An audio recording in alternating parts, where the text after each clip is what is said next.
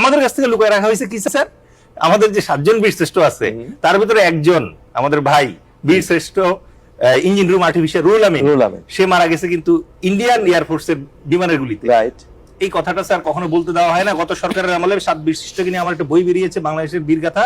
এই বই আমি লাইনটা লিখেছিলাম বলে এই বইটা আমাকে প্রকাশ করতে দেওয়া হয় নাই স্যার। বেসরকারি একটি টেলিভিশন টক শোতে দেওয়া বক্তব্যে মুক্তিযুদ্ধের ইতিহাস নিয়ে একাধিক চাঞ্চল্যকর দাবি করেছেন জনতা দলের মুখ্য সমন্বয়ক ও সাবেক সেনা কর্মকর্তা ডেল এইচ খান। তিনি দাবি করেন 7 জন বীরশ্রেষ্ঠের মধ্যে বীরশ্রেষ্ঠ রুহুল আমিন শহীদ হয়েছিলেন ভারতীয় বিমান হামলায়। এই কথা কখনোই প্রকাশ্যে বলতে দেওয়া হয় না বলেও অভিযোগ করেন তিনি। তার ভাষ্য অনুযায়ী আওয়ামী লীগ সরকারের আমলে তিনি বীরগাথা নামে একটি বই প্রকাশ করতে চেয়েছিলেন, তবে সেখানে বীরশ্রেষ্ঠ রুহুল আমিনের শহীদের ঘটনা সম্পর্কে এই বক্তব্য যুক্ত থাকায় বইটি প্রকাশের অনুমতি দেওয়া হয়নি।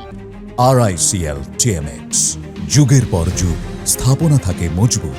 পরে ওই অংশ বাদ দিয়েই তাকে বইটি প্রকাশ করতে বাধ্য করা হয়। একই আলোচনায় তিনি আরো বলেন, 1971 সালের মুক্তিযুদ্ধের সময় শেখ মুজিবুর রহমান পূর্ব পাকিস্তান থেকে পশ্চিম পাকিস্তানে পালিয়ে গিয়েছিলেন, এমন তথ্যও আড়াল করে রাখা হয়েছে। এসব বিষয় রাষ্ট্রীয়ভাবে কখনো আলোচনায় আসতে দেওয়া হয়নি বলেও অভিযোগ করেন তিনি। তিনি নিজে গিয়ে আত্মসমর্পণ করলেন, করে পূর্ব পাকিস্তানেও থাকলেন না স্যার, চলে গেলেন পশ্চিম পাকিস্তানে নিরাপত্তম আশ্রয়ে। ডেল এইচ খান পাক বাহিনীর আত্মসমর্পণের বহুল প্রচারিত ঐতিহাসিক ছবিটি নিয়েও প্রশ্ন তুলেন। তার মতে ওই ছবিতে দেখা যায় একজন বাহিনীর প্রধান আরেক বাহিনীর ফিল্ড কমান্ডারের কাছে আত্মসমর্পণ করছেন। তিনি দাবি করেন জেনারেল নিয়াজি 90,000 পাকিস্তানি সেনার নিরাপত্তার জন্য আত্মসমর্পণ করেছিলেন, কারণ তিনি মুক্তিযোদ্ধাদের একটি সংগঠিত নিয়মিত বাহিনী হিসেবে ভরসা করতে পারেননি। জেনেভা কনভেনশন মানে হবে কিনা এই অনিশ্চয়তার কারণেই ভারতীয় বাহিনীর কাছে আত্মসমর্পণ করা হয়। এমন একটি আত্মসমর্পণের ছবি কিভাবে বিজয়ের প্রতীক হয়ে উঠেছে সে প্রশ্নও রাখেন তিনি।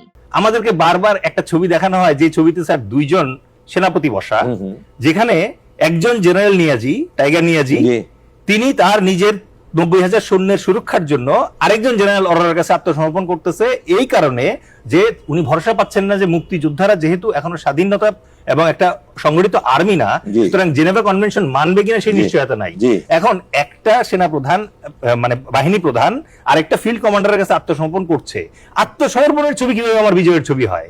ওখানে তো এমএজি ওসমানীর ছবি নাই, Z force commander, S force commander, K force commander কারো অস্তিত্ব নাই। ভারতের ভূমিকা প্রসঙ্গে ডেল এইচ খান বলেন, ভারত সবসময় দাবি করে তাদের সহায়তা ছাড়া বাংলাদেশ স্বাধীন হতে পারত না, কিন্তু বাস্তবতা ভিন্ন। তার বক্তব্য অনুযায়ী ভারতীয় সেনারা 1971 সালের 16 ডিসেম্বরের আগে মাত্র 12 দিনের জন্য যুদ্ধে অংশ নেয়। 4 ডিসেম্বর তারা প্রবেশ করে এবং 10 ডিসেম্বরের মধ্যেই যুদ্ধ কার্যত শেষ হয়ে যায় এবং দেশের নানা জায়গা থেকে ভারতীয় বাহিনী লুটপাট চালিয়েছে। এই লুটপাটের বিরুদ্ধে প্রতিবাদ করায় মুক্তিযুদ্ধের সেক্টর কমান্ডার মেজর জলিলকে ইতিহাসের প্রথম গুমের শিকার হতে হয়েছে বলেও দাবি করেন তিনি। প্রায়ই দেখবেন যে ভারতীয়রা বলার চেষ্টা করে যে আমরা হেল্প না করলে তো স্বাধীনতা পেতি না। ইভেন আমি একজন রিসেন্টলি স্যার ইন্টারভিউ দেখলাম, একজন general, retired general of Indian army, উনি ইন্ডিয়ান কোর আর্টিলারি কোরের কমান্ডার ছিলেন। উনি বলছেন we gave them victory, come on, আপনি আমাদেরকে ভিক্টরি দিয়েছেন মানে 1971 সালে 16 ডিসেম্বরের মাত্র 12 দিনের জন্য আপনারা আসছিলেন আমাদের সাথে।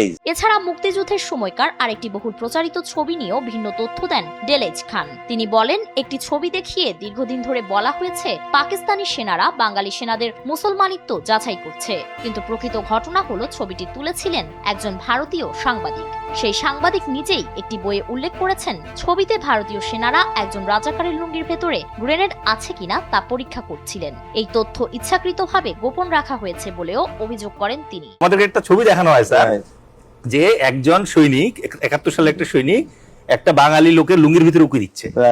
আমাদেরকে এই ফ্যাসিস্ট হাসিনা এবং তার সরকার এবং তার কলুষিত বুদ্ধিজীবীরা দিনের পর দিন আমাদেরকে শিখাইছে এটা হচ্ছে পাকিস্তান সেনা এবং বাঙালি মুসলমানি চেক করছে।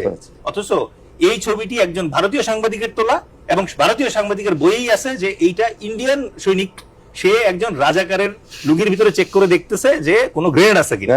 ফারিন রহমান প্রীতি, NPB।